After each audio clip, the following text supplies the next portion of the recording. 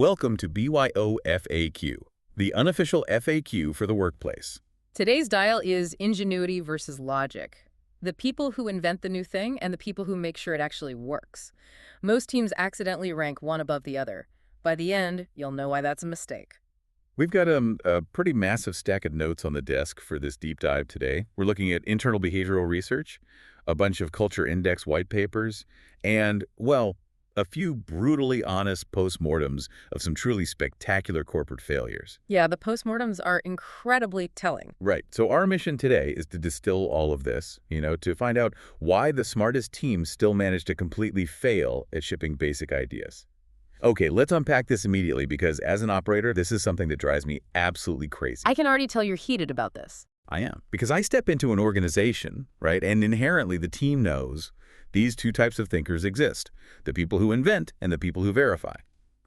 But instead of just acknowledging that they do completely different jobs, the company instantly creates this absurd accidental hierarchy. And the data in those failure postmortems we looked at, it points directly to that hierarchy as the root cause for, a staggering amount of wasted capital. Millions of dollars just burned. Exactly. It's human nature to categorize things, sure. But in a corporate setting, managers tend to take it a step further.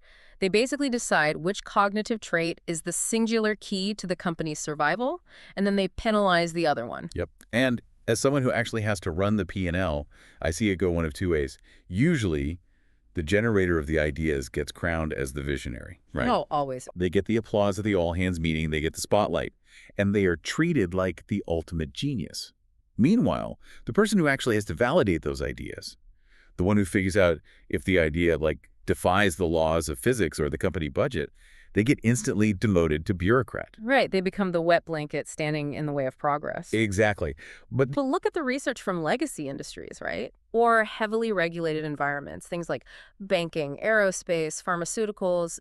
In those spaces, you see the exact reverse hierarchy. 100%. The validator is suddenly elevated as the serious professional. They hold all the institutional power. And the idea generator, they get dismissed as this unserious creative, like a liability with their head in the clouds who just needs to be, managed and kept out of the adult's way. So what does this all mean? Why do teams insist on picking a favorite child here?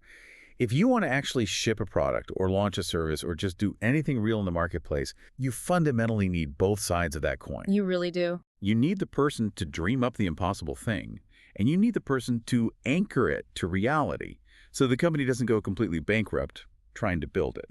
What's fascinating here is how deeply ingrained this misunderstanding is, even at the neurological level. When we dive into the specific dimension within the culture index, the ingenuity versus logic dial, we actually have to start by completely dismantling what people think it measures. Yeah, because people get this completely wrong. They do. With the DISC assessment, people bring in all these preconceived notions. But with the culture index, most managers assume this specific dial is just a stealth IQ test. It emphatically is not. Give me the bluff on this, the bottom line up front.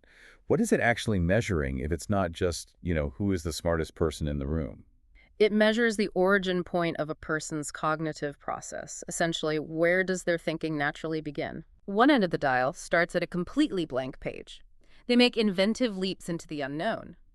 The other end starts with an existing thing, focusing entirely on verifying, refining, and stress testing it. It has absolutely zero correlation with intelligence, and it is not a measure of general competence. Wait, I have to play devil's advocate here for a second. Go for it. You say it's not a measure of intelligence, but if that's true, how do you explain the fact that the blank page people, the generators, are almost always the ones fast-tracked to the C-suite? Is the market just wrong? Or is there a reason we put a premium on that specific type of brainpower? The market isn't wrong about their value, but it is deeply, deeply biased toward visibility. Oh, okay. Generating a completely novel idea is a highly visible act. It's loud, it commands attention. Stress testing a supply chain so it doesn't collapse during a global shipping crisis, that is largely invisible work. Right, because when it works perfectly, nobody notices. Exactly. But both ends of the spectrum are applying an immense amount of intellectual horsepower. They are just aiming that horsepower in totally opposite directions. The high ingenuity end aims forward toward the unproven. The low ingenuity, high logic end aims backward toward what is already there to ensure it won't collapse. I always thought of it like building a massive infrastructure project. Say you're building a bridge. I like this. Ingenuity is the architect drawing the suspension cables in the sky. Logic is the civil engineer calculating the wind shear on those exact cables. Right. The architect cannot do the structural math, and the engineer cannot dream up the sweeping shape. If you ask the engineer to draw it from scratch, you get a solid concrete block. A very safe concrete block. Right. Very safe, but ugly. And if you ask the architect to build it without the engineer, it falls into the river on day one. If we connect this to the bigger picture, that bridge metaphor perfectly neutralizes the judgment we were talking about earlier. If you're designing something that has never existed, you absolutely need the architect. But if you're laying the actual steel, you desperately need the engineer checking the tensile strength. Exactly. Most people sit somewhere in the middle of this dial. But the extremes, the far ends, that is where the behavioral read gets really interesting. And it's where the most spectacular workplace friction happens. Oh, yeah. So the architect sketches something wild, throws the blueprint over the fence, and just walks away. Yeah. I've been on the receiving end of that fence as an operator, and let me tell you, the immediate instinct is not to celebrate. No, it's to panic. It is pure panic. But before we get to the person catching the idea, let's look at the psychology of the person throwing it, the high end of ingenuity. The high end is characterized by speed and an almost alarming comfort in the unknown. A person high on ingenuity generates new, unproven ideas fast, and they are actually energized by ambiguity. Which sounds exhausting to me. To you, yes. Where most people feel a spike in cortisol when there is no playbook, the high ingenuity person experiences dopamine. They feel liberated by it. So they don't start from precedent. They don't look at, say, last year's quarterly report to figure out next year's strategy. To them, a blank page is not a threat. It's an invitation. Exactly. They are natural pattern breakers. If you hand them a perfectly functioning, highly profitable way of doing something, their very first instinct is to dismantle it just to see if a better version falls out. Just breaking things to see what happens. Essentially. Operationally, they are incredibly fast to prototype, but painfully slow to justify. They will build a rough, duct-taped version of a concept before they've gathered a shred of evidence that the market even wants the thing. Okay, we need a shorthand for this person so we can visualize them for the rest of the deep dive. Let's use Willy Wonka, but just the iconography right. The top hat, the cane, the velvet bow tie, because the chaotic energy of a pure idea factory. This is the person who builds the impossible physics-defying glass elevator first, and then, maybe, possibly, explains the mechanical engineering behind it later, if they feel like it.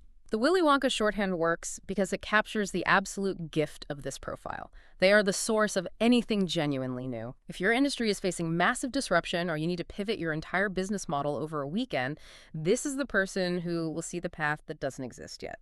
Look, I'll acknowledge the gift, but as an operator, I have to be blunt about the failure mode here. Yeah. I once watched an entire Q3 budget get swallowed by a quote-unquote revolutionary software update generated by our lead visionary. Oh, no. Oh, yeah. It was a brilliant concept on the whiteboard. But nobody ran the server hosting costs. So the day it launched, it worked perfectly, and it cost us 10 times our monthly revenue just to keep it online. That's the Willy Wonka failure mode in dollars and cents. A total lack of operational discipline. And that lack of discipline comes directly from how they process reward. The moment the intellectual puzzle is solved on that whiteboard, their brain literally registers the task as complete. They get bored. The thrill is completely gone. So they just chuck this half-baked, completely unoperationalized idea over the fence, and they leave the grueling, unglamorous work of actually formalizing it to whoever happens to be standing there holding the bag. Which brings us to the exact psychology of the person forced to catch that falling budget. Right. We have to look at the other side of the dial now. The low end of ingenuity, which is the high end of logic. And this is where the culture index research is vital to clear up what I think is the most damaging misconception in the corporate world. Let's hear it. The low end of this dial is not less creative. They just have a completely different origin point for their creativity. I hate when people use the uncreative label for the operations team. It's just lazy management. It's entirely lazy. A person low on ingenuity, so high on logic, fundamentally needs to verify before they act. Their cognitive superpower is what happens after someone else's wild idea lands on the table. They are systematic, They're rigorous. You do the homework. Yes, they work step by step, and they absolutely refuse to skip the step that seems obvious to everyone else. Ah, okay. I'm looking at these culture index notes right now, and that makes total sense. I mean, I've been misreading my own QA team for 5 years. When they push back on a new initiative, it's not a lack of imagination. It's a protective mechanism. Yeah, exactly. They know that the step the visionary skipped because it, quote, seemed obvious, Yeah. is almost always the one that breaks in production and takes the whole system down. They are deeply distrustful of intuitive leaps that just skip over the math. And that distrust is the core friction point with the Wonkas. The high logic person's default response to a new idea is, prove it. The generators hear prove it, and they immediately think, you're just trying to kill my idea because you can't think big. Right, they take it personally. But if you understand the underlying mechanism, prove, it is how the validator protects the entire company from a fantastic-sounding idea that is destined to shatter the second a real customer touches it. For our visual shorthand here, let's use data. Methodical, exacting, needs the empirical evidence before making the leap. Picture just a gold pocket watch with exposed, perfectly synchronized gears sitting next to a cat's paw print. Quiet, analytical, and absolutely indispensable once something needs to leave the whiteboard and actually function in the real world. I love that. And the reason the high logic person, our data profile, freezes at a blank whiteboard isn't a lack of brain power. It's because their cognitive mechanism relies on finding anomalies in existing patterns. If there is no pattern yet, like if the page is entirely blank, their brain literally has nothing to process. That is such a good way to frame it. They are scanning for a signal in a room with no radio. The gift of the data profile is survival. They are the reason an idea survives contact with reality. They de-risk it. They operationalize it. They find the fatal flaw in the supply chain contract that the visionary skimmed over. But, just like Wonka, if left unchecked, the failure mode is severe. Right, analysis paralysis, over-indexing on precedent. Demanding empirical proof before an idea has even had the chance to earn any. If you put a high-logic person on genuinely unprecedented ground, say a totally new emerging market where there is zero historical data to analyze, they will struggle to make a single move. Because there's no baseline. Exactly. Not because they are incompetent, but because there is nothing for them to verify yet. So we have the blank page generator and we have the rigorous validator. This brings us to the single most practical manager insight you can pull from this entire culture index dimension. How do you actually use them together without them completely destroying each other? This is the payoff. This is where companies either make millions or burn millions. Yeah. Okay, let's unpack this. The secret to managing these two profiles is about sequence, not rank. Sequence is everything. The correct sequence is non-negotiable. Generator first, validator second. You let the high ingenuity person generate the raw material. Let them run wild on the blank page, draw the suspension bridge in the sky, and get the rough shape of it down. Let them be Wonka. Right. Then, and only then, you take that raw material, take it completely out of their hands, and hand it off to the high logic person to pressure test, refine, and validate before it ships to the public. Look at the postmortems again. Getting that sequence backward is the root cause of so many stalled corporate initiatives. If you reverse the order, you invite absolute disaster. It's brutal to watch. Think about what happens if you get it backward. Let's say you take your analytical high logic thinker. You sit them in a room with a blank whiteboard, and you say, just invent an entirely new product category by Friday. What happens? They scan for the signal with no radio? They freeze. Or they give you a microscopic tweak of a product you already sell. And it's not because they aren't brilliant. You've asked a validator to generate. And the inverse is just as destructive. Let's say you let the high ingenuity generator come up with a wild new concept. But instead of handing it off to the validator, you tell the visionary, great idea. Now I need you to validate your own raw concept. Build the operational spreadsheet, do the risk compliance, and stress test it against our current server load. Oh, I've seen this movie. They will rubber stamp their own idea in 5 minutes, declare it flawless, and go right back to brainstorming something else. Yeah.